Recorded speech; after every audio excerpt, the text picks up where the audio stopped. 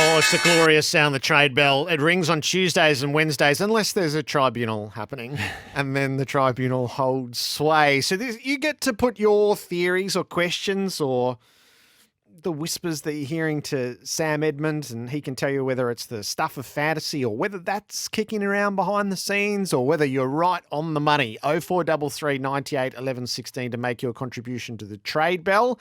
And I must say, Sam, that preemptively, there are dozens that have arrived before you have. Right. Welcome back for Coach Nick. Contact Coach Nick and you may just change your business forever. Great to be here, Jared. And look, I need to state, I don't know if we've done this over the journey, but the ones I can't answer, and I'm not kidding myself, there's a lot of those, I'm going to write them down and take them on as homework assignments. How about we do that? So no text is wasted. I'll write them all down and we'll explore them all. All right. And I like the stuff, when we get to the off season, I like the full fantasy where you've got picks moving and players moving and all of that stuff.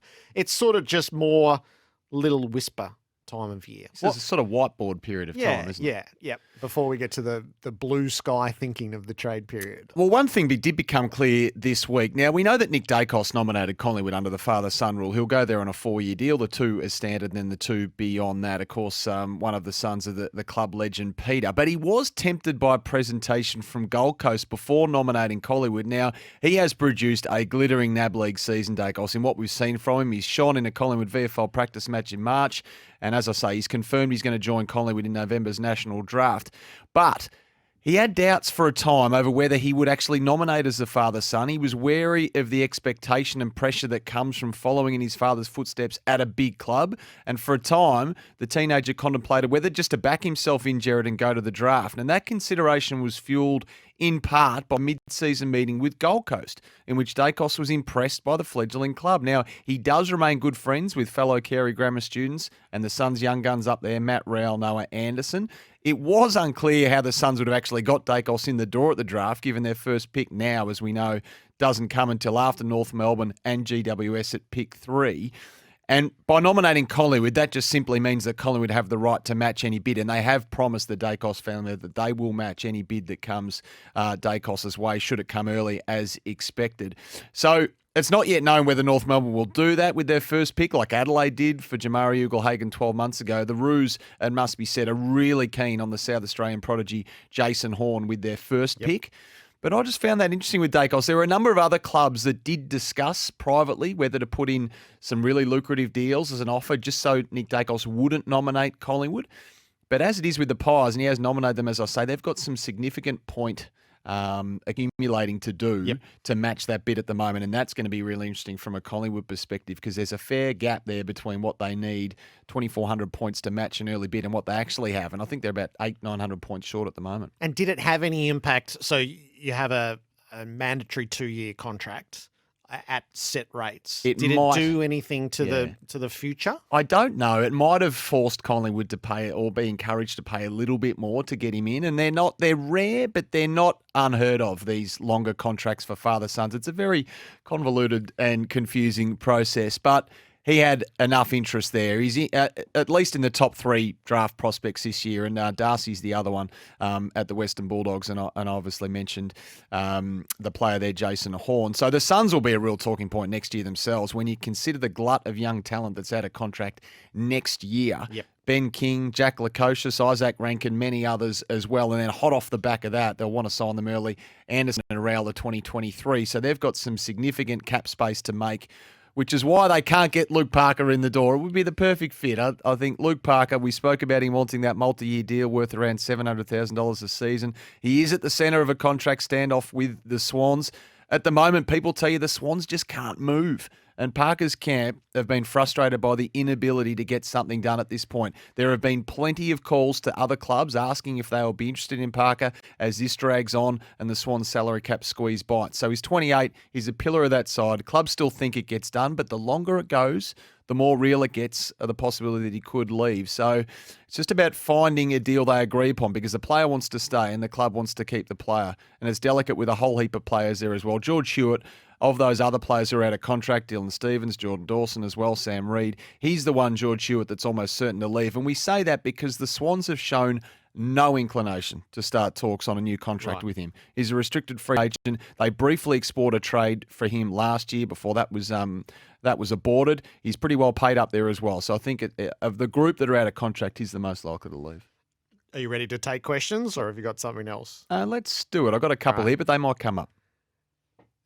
This is right at the heart of trade bell material, these two, okay? So the first one, won't give my name. That you got me at hello. Callum Coleman-Jones to North Melbourne. Lock it in. Absolute certainty. Lock it in, absolute certainty. Okay, I'm locking it in. I've got it written down here. All I can say as fact is that what you hear now, we're monitoring him, Jared. That's the phrase that gets thrown around from a lot of clubs. What about Sam Wiedemann? We're monitoring him. Okay. So no cards played yet to my knowledge, but I'm writing that down. Callum Coleman-Jones, North Melbourne, certainty.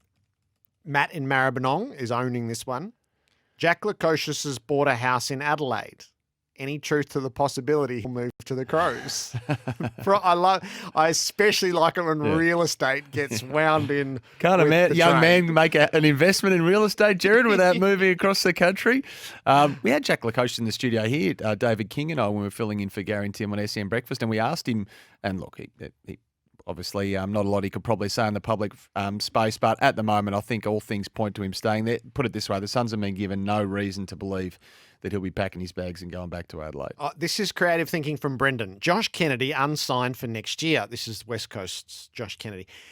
Essendon needs a forwards coach, and their young tools in Jones, Wright, Baldwin, Cox, etc. need some help. Ideal for a 3-year coach playing role. Maybe play 10 games a season without having to travel. Don't mind that. And this is a club that desperately needs a key forward. Probably one with a few more miles left on the clock to run, I would have thought. But I don't mind because you see that a fair bit. Tom Lynch I don't think he's going to get another chance in that space. The coach, the Adelaide Tom Lynch in terms of the player coaching situation. But Josh Kennedy, we know they're keeping their eyes on Sam Wiedemann as well and a few others. So they need a key forward. Ben King might be the one that Essendon, they might play the long game on him, I reckon. What about this one? I think I can hear that trade bell ringing. Tom Green to the Tigers. Tom Green. Well, he's contracted for another 4 years, might even be 5. He signed a big extension there, a broken arm at the moment, so not playing this weekend. That would be an almighty pickup and one from left field for the Tigers. But there might be... someone's gone further with that. Andrew's gone Tom Green to Richmond for first and second round draft pick, keeping in mind Richmond are loaded with picks. Okay, I'll write that down. I did have another giant here, Jacob Hopper. I think despite the delay there, and this has been a curious one, he stays, but some haggling still ongoing there, but everything points to him staying. I wonder at Richmond, just speaking of the Tigers, Daniel Talia, if they make an official offer there, it does make a lot of sense, doesn't it, given the retirements of David Asprey and to a lesser extent Basher Hooley, and it would take some pressure off Noah Alter. Stephen Geelong, I hear Narkle from Geelong is going to Richmond. Yeah, it's been the whisper for a long time. He's got the same manager, obviously Shea Bolton. The two are pretty tight.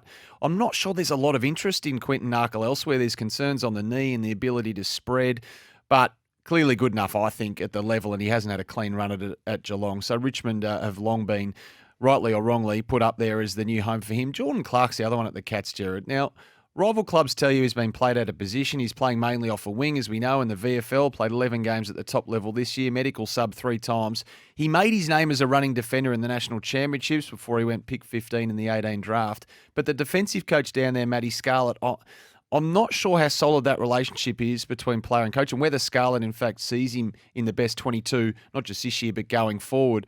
And Jordan Clark met with rival clubs last year. He was talked into staying by the on- and off-field leaders at Geelong, and Joel Selwood was key here. He still has another year on the contract. WA clubs have been knocking. I mean, his father, Russell, served a variety of roles in recent years for Peel Thunder, the Dockers Waffle affiliate, Jared. But we hear things didn't end well there before Russell moved to Perth Football Club. So maybe it's West Coast or bust if he does go back. He did meet with rival clubs last year and decided to stay, but he's one to watch this off-season as well. Daz, I've heard Craig McRae already has a locker for Paddy Nash at Collingwood. Oh, I like that. Okay, I'm writing that down. Does Essendon have any interest in George Hewett? Exactly what we need. That's from Caleb. I don't know of a home for George Hewett at this point in time, only that he would prefer to stay at Sydney. That deal not happening and doesn't sound like it will happen. But I'll write down Essendon George Hewett. I know Carlton have been linked, obviously, over the journey. Are there any out-of-favour ruckman that the Bulldogs could replace Steph Martin with? What's Bruce up to these days?